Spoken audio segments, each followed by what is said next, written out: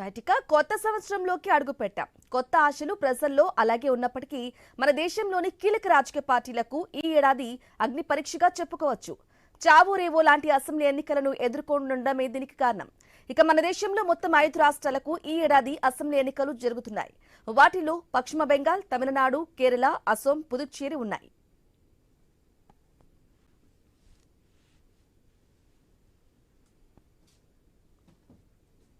ఇక ఎన్నికలు జరిగే 5 రాష్ట్రాల్లో 3 రాష్ట్రాలు ఇప్పటికీ బీజేపీకి మింగుడు పడలేదు. అవే పశ్చిమ బెంగాల్, తమిళనాడు, కేరళ. అసోంలో బీజేపీ అధికారంలో ఉంది. ఇక పుదుచ్చేరిలో బీజేపీ నేతృత్వంలోని ఎన్డీఏ పవర్లో ఉంది. ఈ 2 రాష్ట్రాల్లో బీజేపీ మిత్రపక్షాలు చాలా ఆశతో ఉన్నాయి. తప్పక అధికారాన్ని నిలబెట్టుకుంటామనే ధీమాతో ఉన్నారు నాయకులు. ఇక అసలు సిసలు ఎన్నికల యుద్ధ క్షేత్రాలు పశ్చిమ బెంగాల్, తమిళనాడు, కేరళ రాష్ట్రాలే.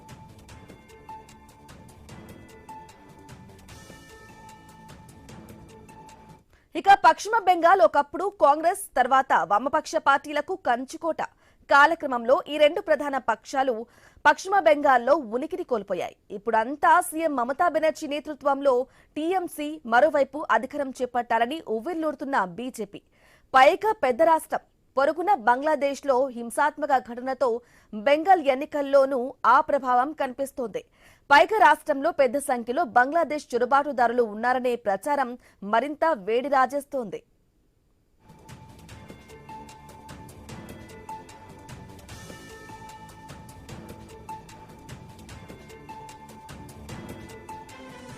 ఇక పశ్చిమ బెంగాల్లో 2021 అసెంబ్లీ ఎన్నికల్లోనే టీఎంసీకి గట్టి పోటీ ఇచ్చింది బీజేపీ. సీఎం మమతా బెనర్జీ 2 చోట్ల పోటీ చేస్తే ఒక చోట చివరి క్షణంలో నాటకీయ పరిణామాల మధ్య ఓడిపోయారు.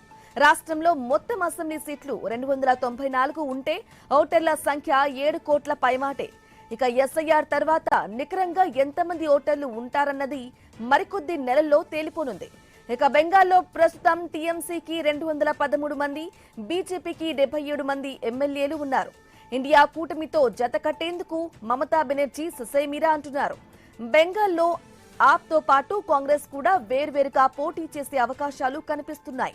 ఈ రాష్ట్రంలో కాంగ్రెస్ లో కలిసి బరిలోకి దిగేందుకు లెఫ్ట్ పార్టీలు ఏ మేరకు సహకరించుకుంటాయో కాలమే చెప్పాలి.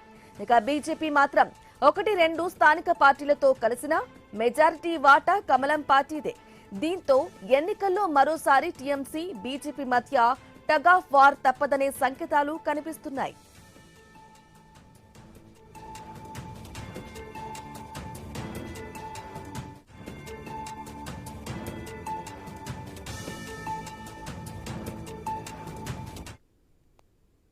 ఇక అసోంలోనూ చొరబాటుదారుల అంశం చాలా తీవ్రంగా ఉంది. ఇక్కడ బీజేపీ ప్రభుత్వం ఈ అంశాన్ని చాలా కఠినంగా డీల్ చేస్తుంది. సీఎం హిమంత బిశ్వా శర్మ దూకుడుగా వెళ్తున్నారు.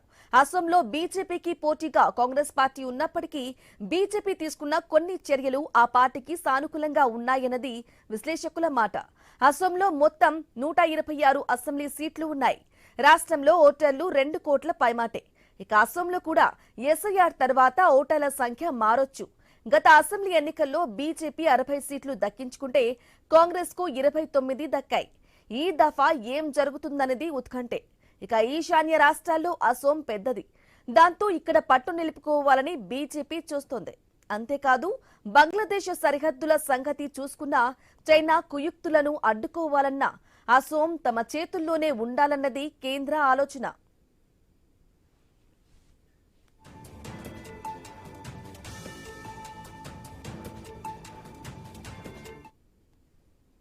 ఇక అలాగే దక్షిణాదిలో బలమైన రాష్ట్రం తమిళనాడు. మొత్తం 234 సీట్లు ఉన్నాయి. ఓటర్లు 6 కోట్ల పైమాటే. అధికారంలో ఉన్న డీఎంకే కూటమికి 159 మంది ఎమ్మెల్యేల బలం ఉంది. అన్నా డీఎంకే కూటమికి 75 మంది ఎమ్మెల్యేలు ఉన్నారు.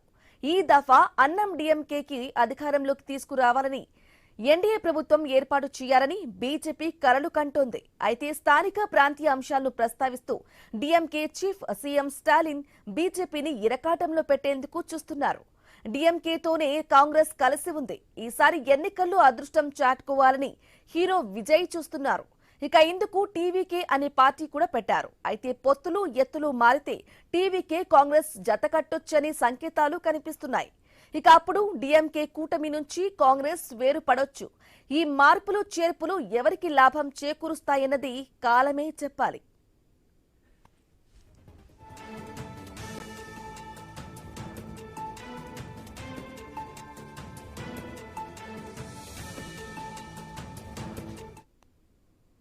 ఇక దేశ పటంలో చివరన ఉన్న కేరళ అసెంబ్లీలో మొత్తం సీట్లు 140.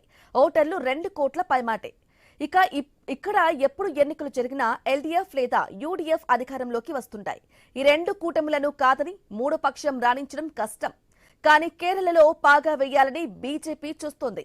అది అంత ఈజీ కాకపోవచ్చు.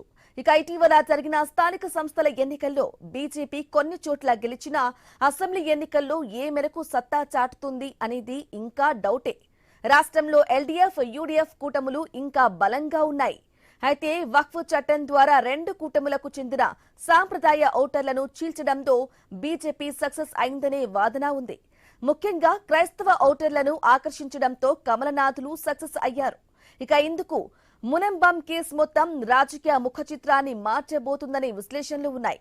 క్రైస్తవ ఓటర్లు కాంగ్రెస్ పార్టీకి అండగా ఉంటూ వస్తున్నారు. వక్ఫ్ చట్టాన్ని కాంగ్రెస్ పార్టీ వ్యతిరేకించడంతో వారిలో మార్పు వచ్చిందనే వాదన ఉంది. ఇక ముస్లిం ఓటు బ్యాంకు పక్కాగా కాంగ్రెస్ కు మద్దతిస్తోంది. ఈ రెండు ఓటు బ్యాంకులను చీల్చి హ్యాట్రిక్ విజయం సాధించాలని ఎల్డీఎఫ్ చూస్తున్నా పరిస్థితులు మారుతున్న పరిణామాలు మాత్రం భిన్నంగా ఉన్నాయి. ప్రస్తుతం రాష్ట్రంలో అధికార ఎల్డీఎఫ్ కు 99 మంది, విపక్ష యూడీఎఫ్ కు 41 మంది ఎమ్మెల్యేలు ఉన్నారు.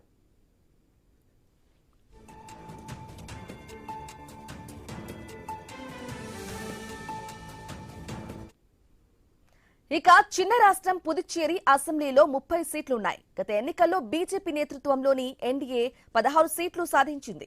కాంగ్రెస్ నేతృత్వంలోని యూడీఎఫ్ కు 9 సీట్లు దక్కాయి. ఈ రాష్ట్రంలో తమిళనాడు అసెంబ్లీ ఎన్నికల ప్రభావం ఉన్నప్పటికీ కాస్త భిన్నమైన తీర్పు ఇవ్వటంలో ఇక్కడ ఓటర్లు ప్రత్యేకత చాటుకుంటున్నారు.